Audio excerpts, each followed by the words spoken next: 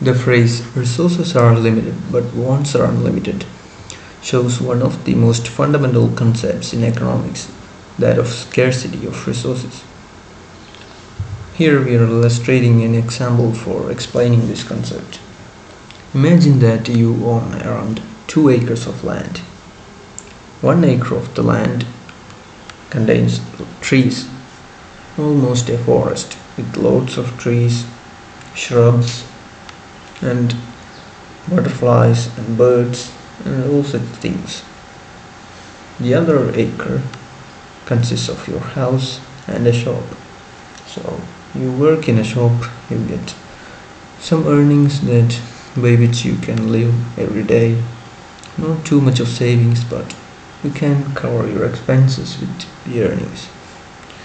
Imagine that you have a wife and 2 children, but your children are growing up, and as a result, your expenses are also increasing. Your children are asking you to buy a lot of things: new dress, mobile phones, laptop, sports goods, bicycles, books, gaming consoles, maybe a pet, and many more. While you cannot agree to all of their demands, you would agree to buying something, at least the books and such things. But even for buying such things, you don't have enough earnings from the shop. So you decide to find some way to get some more money so that you can fulfill some of your children's needs at least. So here there are so many needs or wants. So wants, there are unlimited wants, but you have only one resource. In this case, it is your 1 acre land with a lot of trees. So you are at a dilemma. You seek opinion from your relatives, your wife, your brother who is at a town. Also imagine that you live nearby a town. Your house is located near to a road, to the other side of which is a big town where your children go to school. Your children's school is located in the town, and most of the customers who come to your shop are those who go to the town for their work or for shopping and such things. So you seek advice from your relatives. Your wife says that you should cut all the trees in your 1 acre land and sell them, and that way you can find a lot of money. Your brother says that you should sell the 1 acre land totally, and thus get the money. Being next to a growing town, this land could easily fetch a lot of money. But you are a person who love trees, who love nature, who love forests. So cutting trees or selling the land entirely is not something that you can agree to. Now also imagine that the town nearby was also a forest in the past. It was cut down, and over the course of around 50 years, so many buildings, so many factories, shops, schools and government institutions came up.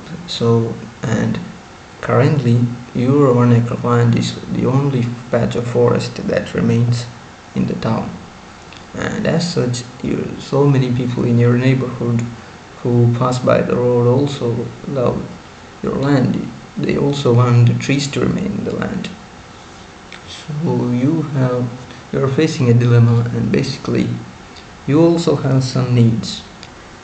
You wish you could buy a bike so that you can send your children to school in the town. By considering the opinion of your relatives, your wife, your brother, and some people in your neighborhood, and your own opinion, you arrive at a conclusion. You have some options.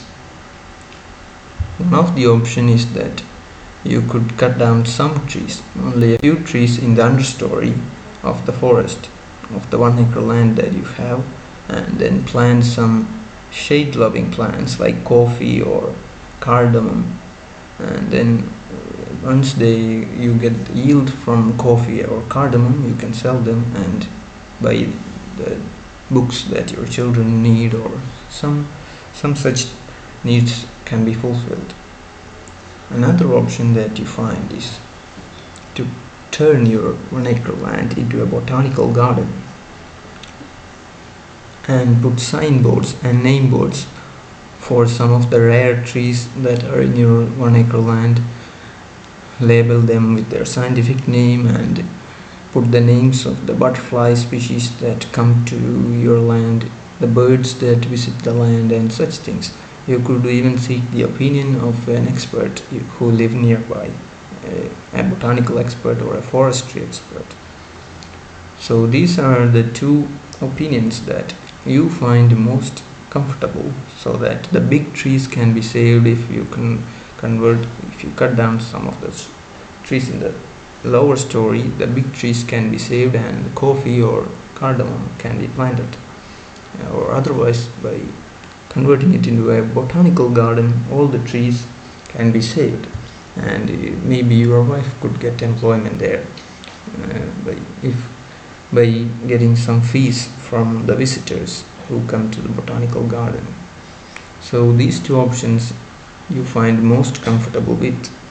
But your brother, he says to cut down some smaller trees in a corner of your land and plant teak trees and softwood trees in that area, and to sell them once they grow up, so that some money can be made by that way. And your wife also has some other opinion, by considering your need to protect some of the bigger trees, so that she opines that you can cut down some trees in around half of your land and then plant some vegetables, or as your brother opined, some softwood trees and hardwood trees, so that they could get money in the future as they grow up by selling them.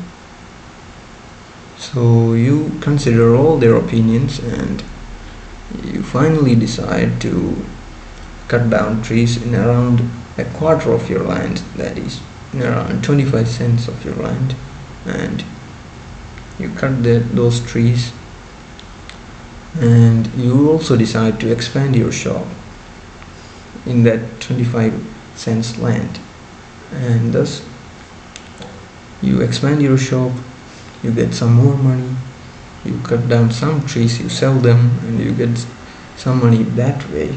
And you also decide to grow some shade-loving plants like coffee and cardamom and ginger in the other 75 cents, the other remaining parts of the land.